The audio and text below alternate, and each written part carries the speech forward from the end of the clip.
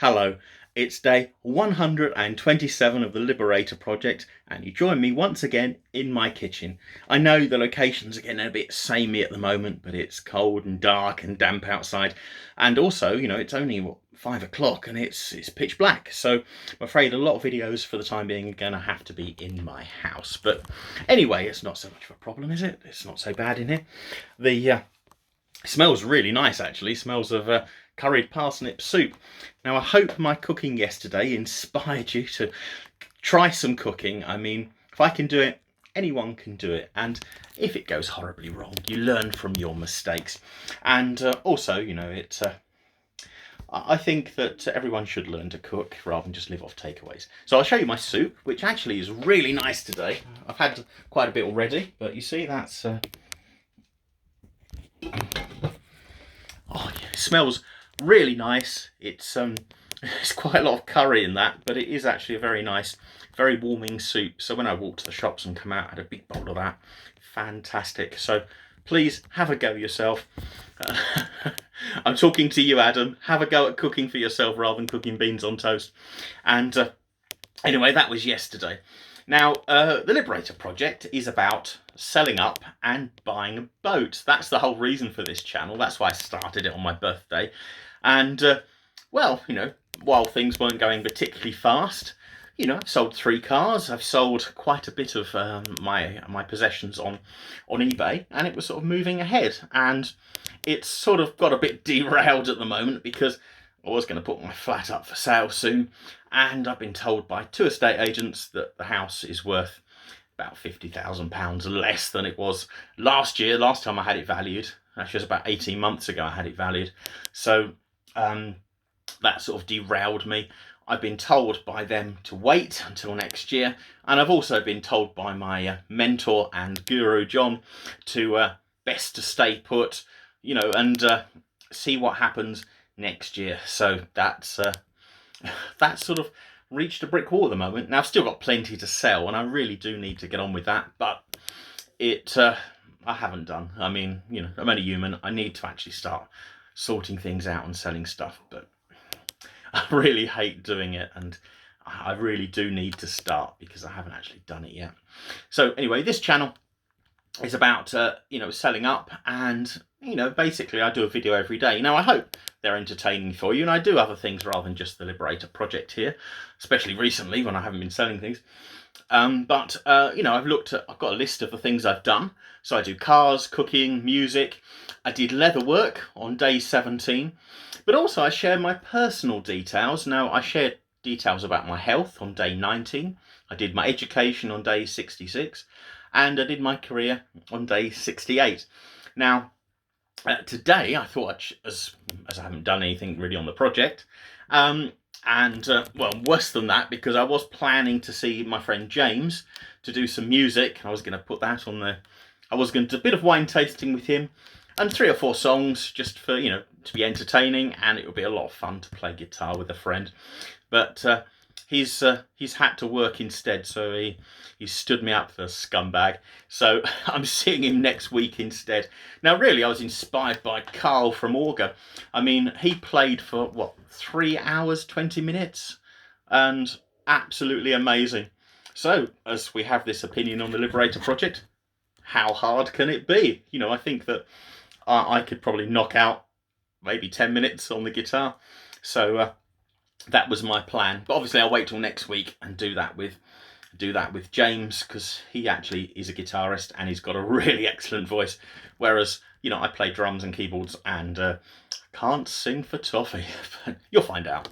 Okay, so got my guitar out, my acoustic guitar, and I haven't got that out for, at least 10 years. I mean, it was, thick with dust. It had just been put in the box under the bed. It just really wasn't, I hadn't used it at all because I'm not really a guitarist. I like playing drums, or I like playing keyboards, and I find the guitar a bit of a basic instrument. I'm not a great fan of the guitar, to be perfectly honest, but I can play. I've played rhythm guitar in a band before, so rather optimistically, after not playing it for well over 10 years, got the guitar out. Found it was quite easy to do the chords, but it absolutely shredded my fingers, and they were so sore. So I did need to practice. I'm not going to pick up the guitar after a decade and just go, right, I'm going to knock out a few songs. I did also need to sort of, practice, work out the chords and write down the lyric. I had to prepare for the performance. But I say my hands are so sore. So a bit of practice might be good. I'll do it in a few days' time. And or if not, I'll wait on with James, and then I'll just follow his lead. I'll play bar chords if need be. And that'll be a lot of fun, if perhaps not musically very, very impressive from your perspective. But it's you've got to have fun doing things, and music is all about having a good time. We're not breaking new ground musically. We're just going to play the guitar and drink some wine and have a fun time. But anyway, that's probably next week now, if he doesn't stand me up again. But he's working, and I haven't worked since January, so I forget people have got other commitments. And if he's getting overtime at the moment, well, then he really does need to take it. So that's today. So instead of doing music or anything else, or talking about the project, what I thought I'd do today is to share some personal details about my relationships. Now, reason for this was the arseholes on the sailing forum, pretty unpleasant people all in all, knowing nothing about my situation or anything, just thought it was fun to be, unpleasant. One of them was going, oh, he's single. Well, yes, I am single, but, there's, with everything in life, there are reasons why it happens, and okay, with planning, things will be very different, but, you end up somewhere, and this is where we are now. Now, when it comes to relationships, first of all, I've got to say that I'm completely straight.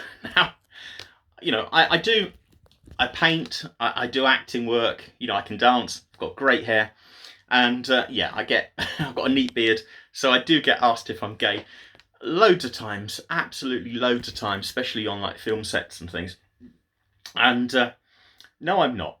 Now, I would tell you, I haven't got anything to hide. I think if you're gay, you can just say it. I'm not brave or courageous.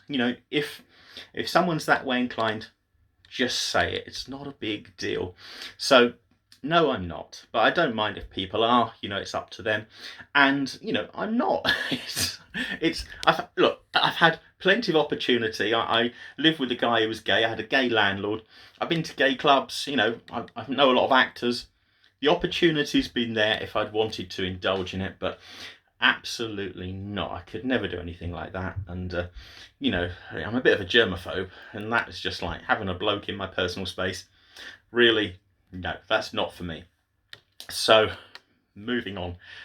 Yes, I am single.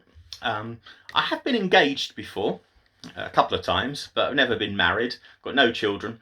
And a lot of things you have to realise is that 12 years were knocked out of the middle of my life due to my illness. Now, I've talked about my illness on day 19, but basically, I went through 12 years of absolute hell.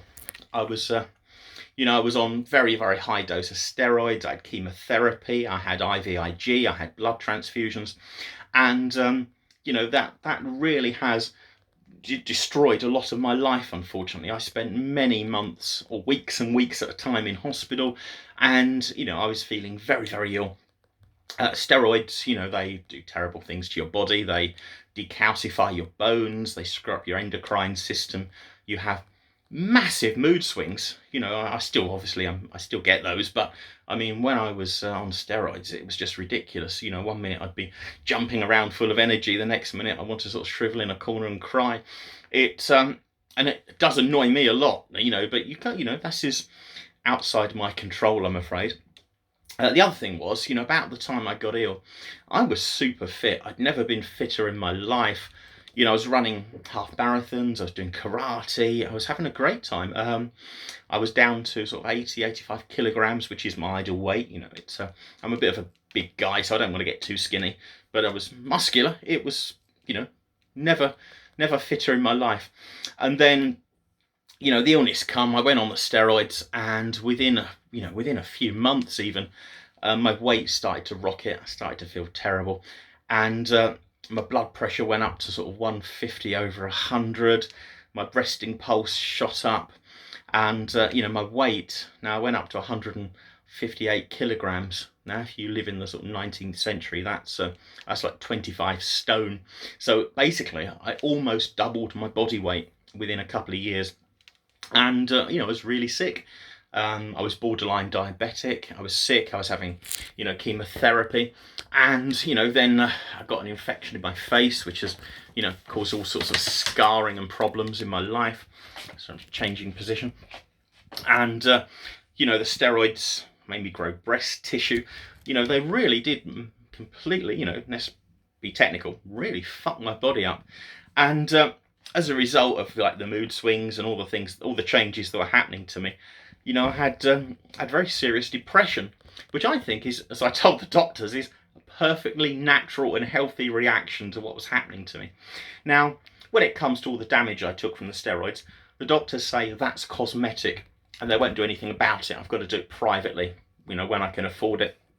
And if I wanted a sex change, they would quite happily, give me breasts, chop things off, add things. They would quite happily mess around my body. But despite the fact, I've got these from a medical condition, basically NHS won't do anything because they're too busy spending their money on 13-year-olds who want to have a gender reassignment. So I'm quite bitter about that. That comes across. Right, moving on. So anyway, I spent a lot of those 12 years in and out of hospital. I couldn't work full time, and I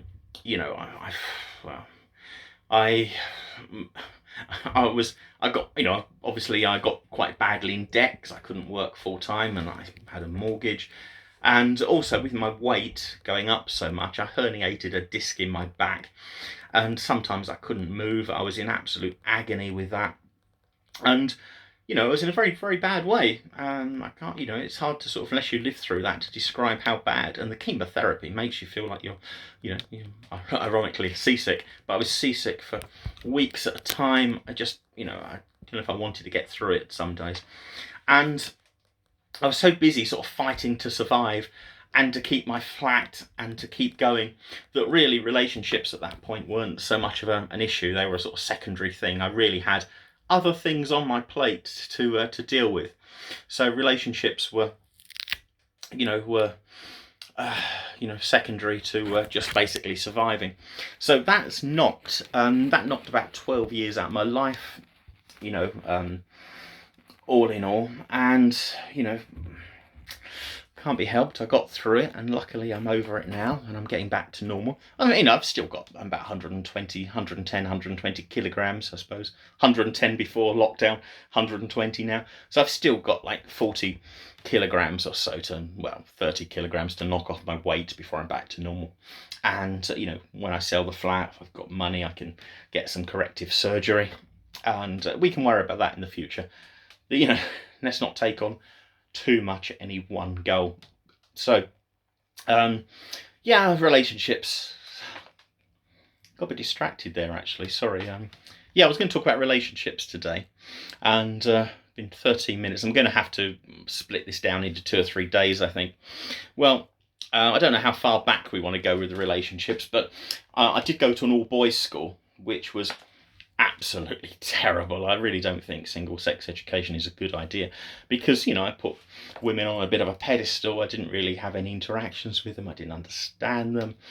Not that I do now, let's be honest. But, it was very tricky. And then when I went to university, things went a bit wild for me, and, messed up a bit really. I'm a bit old-fashioned. I would like to sort of get married and have a family, do it right. But say, when I was a teenager at university, I screwed up a bit, and met the love of my life, and I absolutely blew it. So, moving on. What can you do?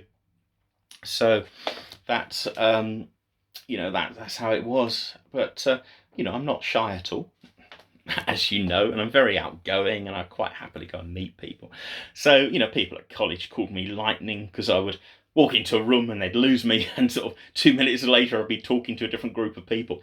So I really like that social interaction. It's So that was, you know, I was quite easy to meet people. I have no trouble talking to them, and you know, you know, that's so meeting people not a problem, but you know, obviously my health, very, very serious problem. Now, I don't know how back we're going to go with relationships, but I was engaged to this Irish Catholic woman. We went out for 5 years, and she sort of got more into the sort of, you know, it's true what they say about Catholics in my experience. She got more into the sort of fetish scene. Now, there's an overlap between the goth scene and the fetish scene, a big overlap because it's all the black leather and, you know, chains and shiny studs and stuff. But again, I would tell you, I'm not shy about things. I would just tell you the truth. I am not into the fetish scene at all. I am into the goth scene. I love going to goth clubs. I love seeing gothic bands. You know, quite happily goth up, put the makeup on and go and see Newman or Olga or Rammstein or Sisters of Mercy. You know, I love all those bands. I love the scene, and I like the people. You know, they might be dressed with you know, sort of studs and stuff, but they're really nice people, and you get to talk to them as a rule. Quite creative, interesting, quite sensitive, you know, artistic. I like them. So a lot of time for the goth scene. Love that. Love those people. But fetish scene is a bit, I find it a bit creepy, to be honest. It's really not me. And given the fact that you know, I've had a sort of connection with the fetish scene because I was road crew on a fetish tour, and I'll come to it in the future. One of my relationships was a professional dominatrix. I am not into the fetish scene.